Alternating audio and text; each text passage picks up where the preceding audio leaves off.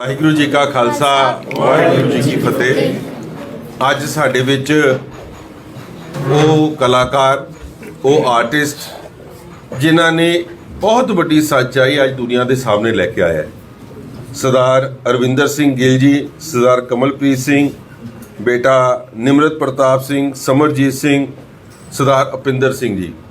ਇਹ ਮੂਵੀ ਜਿਹੜੀ ਜੋਗੀ ਮੂਵੀ ਬਣੀ, ਜਿਹਦੀ ਸਟਾਰ ਕਾਸਟਿੰਗ ਦਿਲਜੀਤ ਦੋਸਾਂਝ ਜੀ ਨੇ ਕੀਤੀ ਹੈ ਔਰ ਉਹਦੇ ਸਾਰੇ ਸਹਿਯੋਗੀ ਰਹੇ ਹੈ। ਬਚਪਨ ਦਾ ਰੋਲ, ਛੋਟੇ ਉੱਥੇ ਬੱਚਿਆਂ ਦਾ ਰੋਲ ਔਰ ਜਿਸ ਤਰੀਕੇ ਦੇ ਨਾਲ ਉਹਨਾਂ ਦੇ ਭਰਾ, ਉਹਨਾਂ ਦੇ ਪਿਤਾ ਜੀ ਦਾ ਰੋਲ ਇਹਨਾਂ ਨੇ ਸਾਰਿਆਂ ਨੇ ਨਿਭਾਇਆ।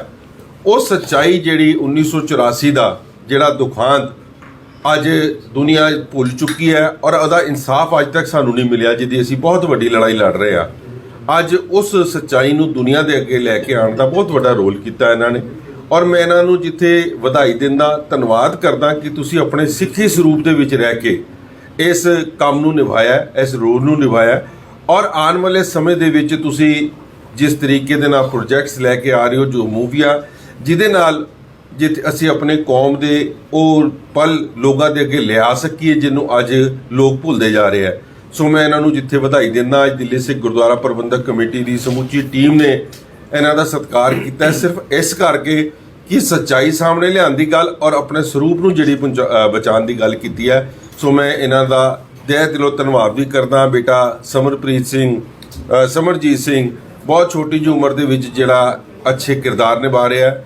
ਸਰਦਾਰ ਬੇਟਾ ਨਿਮਰਤ ਪ੍ਰਤਾਪ ਸਿੰਘ ਜੀ ਨੇ ਬਹੁਤ ਮੂਵੀਜ਼ ਹੋਰ ਵੀ ਵੱਡੇ ਆਰਟਿਸਟ ਨਾਲ ਕੀਤੀਆਂ ਨੇ, ਮਗਰ ਇਸ ਪਿਕਚਰ ਦੇ ਵਿੱਚ ਜਿਸ ਤਰੀਕੇ ਦੇ ਨਾਲ ਇਨ ਲੋਕਾਂ ਨੇ ਸਾਰਿਆਂ ਨੇ ਕਿਰਦਾਰ ਨਿਭਾਇਆ ਇੱਕ ਅਲੱਗ ਕਿਸਮ ਦਾ। ਮੈਂ ਜ਼ਰੂਰ ਸੰਗਤਾਂ ਨੂੰ ਕਹਾਂਗਾ ਕਿ ਉਹ ਜ਼ਰੂਰ ਮੂਵੀ ਨੂੰ ਵੀ ਉਸ ਕਨਸੈਪਟ ਨਾਲ ਦੇਖਣ ਕਿ ਜੋ ਸਾਡੇ ਦੇ ਉੱਤੇ ਵਾਪਰਿਆ, ਤੇ ਤਦ ਪਤਾ ਚੱਲੇਗਾ ਕਿ ਸਾਡੀ ਕਿੰਨੀ ਵੱਡੀ ਲੜਾਈ ਹੈ ਔਰ ਇਸ ਦੇਸ਼ ਦੀ ਕਿੰਨੀ ਵੱਡੀ ਮੈਂ ਸਮਝਦਾ ਕਿ ਗੈਰ ਜ਼ਿੰਮੇਵਾਰੀ ਹੈ ਜਿਹੜੀ ਅੱਜ ਤੱਕ ਸਾਨੂੰ ਇਨਸਾਫ ਨਹੀਂ ਮਿਲ ਸਕਿਆ। ਜਿਵੇਂ ਸਭ ਨੂੰ ਪੂਰੇ ਸੰਸਾਰ ਨੂੰ ਪਤਾ ਹੈ ਕਿ ਵੀ ਸਾਡੀ ਗੱਲ ਹੈ, ਸਾਡੇ ਨਾਲ ਕੀ ਵਾਪਰਿਆ ਸੀ। ਸ਼ਾਇਦ ਮੈਨੂੰ ਇਹ ਦੱਸਣ ਦੀ ਵੀ ਲੋੜ ਨਹੀਂ, ਕਿਉਂਕਿ ਬੜਿਆਂ ਦੇ ਹੰਝੂ ਨਿਕਲ ਆਉਂਦੇ ਨੇ, ਸਾਡੀ ਛਾਤੀ ਕੰਬਦੀ ਹੈ ਕਿ ਵੀ ਸਾਡੇ ਨਾਲ ਬਹੁਤ ਦਰਦਨਾਕ ਹੋਇਆ ਸੀ। ਤੇ ਮੈਂ ਸਿਰਫ ਤੇ ਸਿਰਫ ਇੱਕ ਸਿੱਖਾਂ ਦੀ ਹੀ ਨਹੀਂ ਗੱਲ ਕਰਾਂਗਾ, ਮੈਂ ਗੱਲ ਕਰਾਂਗਾ ਹਿਊਮੈਨਿਟੀ ਦੀ, ਕਿਉਂਕਿ ਇਹ ਦੁਨੀਆ ਦੇ ਵਿੱਚ, ਦੁਨੀਆ ਦੇ ਕੋਨੇ ਦੇ ਵਿੱਚ ਅਗਰ ਕਿਤੇ ਵੀ ਕੋਈ ਐਸੀ ਦਰਦਨਾਕ ਘਟਨਾ ਵਾਪਰਦੀ ਹੈ ਤਾਂ ਉਹ ਮੰਦਭਾਗੀ ਹੀ ਮੰਨੀ ਜਾਏਗੀ। ਤੇ ਸਿਰਫ ਸਿੱਖਾਂ ਦੀ ਨਹੀਂ ਗੱਲ, ਕਿ ਕਿਤੇ ਵੀ ਕੋਈ ਅਮਰੀਕਾ ਦੇ ਵਿੱਚ ਹੈ, ਕੋਈ ਕੈਨੇਡਾ, ਜਿਸ ਕਿਸੇ ਨਾਲ ਵੀ ਕੋਈ ਡਿਸਕ੍ਰਿਮੀਨੇਸ਼ਨ ਹੁੰਦਾ ਉਹ ਮੰਦਭਾਗਾ ਹੀ ਮੰਨਿਆ ਜਾਏਗਾ।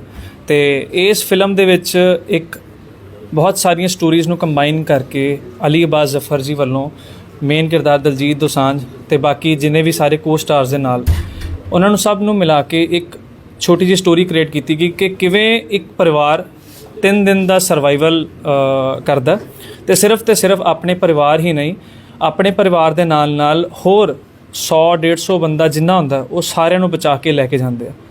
ਤੇ ਮੈਨੂੰ ਲੱਗਦਾ ਕਿ ਵੀ ਇਹ ਸਾਨੂੰ ਆਪਣੇ ਬੱਚਿਆਂ ਨੂੰ ਵੀ ਦਿਖਾਣੀ ਚਾਹੀਦੀ, ਹਰ ਇੱਕ ਨੂੰ ਦਿਖਾਣੀ ਚਾਹੀਦੀ ਹੈ ਕਿ ਤਾਂ ਜੋ ਆਪਾਂ ਸਾਡੇ ਨਾਲ ਜੋ ਹੋਇਆ ਉਸ ਅਸੀਂ ਭੁੱਲ ਨਾ ਸਕੀਏ। ਤੇ ਮੈਂ ਬਹੁਤ ਵਧਾਈ ਦਿੰਦਾ ਪੂਰੀ ਦੀ ਪੂਰੀ ਦਿੱਲੀ ਗੁਰਦੁਆਰਾ ਪ੍ਰਬੰਧਕ ਕਮੇਟੀ ਨੂੰ, ਜਿਨ੍ਹਾਂ ਨੇ ਸਾਨੂੰ ਇੱਥੇ ਸੱਦਿਆ। ਤੇ ਸਾਡੇ ਲਈ ਬਹੁਤ ਮਾਣ ਵਾਲੀ ਗੱਲ ਹੈ ਕਿ ਵੀ ਸਾਡੀ ਦੀ ਪੂਰੀ ਸਿੱਖ ਕੌਮ ਸਾਡੇ ਨਾਲ ਖੜੀ ਹੈ ਤੇ ਸਾਨੂੰ ਹੁੰਗਾਰਾ ਦੇ ਰਹੀ ਹੈ ਕਿ ਆਪਾਂ ਨੂੰ ਹੋਰ ਐਸਾ ਦੇ ਪ੍ਰੋਜੈਕਟ ਕਰਨੇ ਚਾਹੀਦੇ ਨੇ। ਵਾਹਿਗੁਰੂ ਜੀ ਕਾ ਖਾਲਸਾ, ਵਾਹਿਗੁਰੂ ਜੀ ਕੀ ਫਤਿਹ।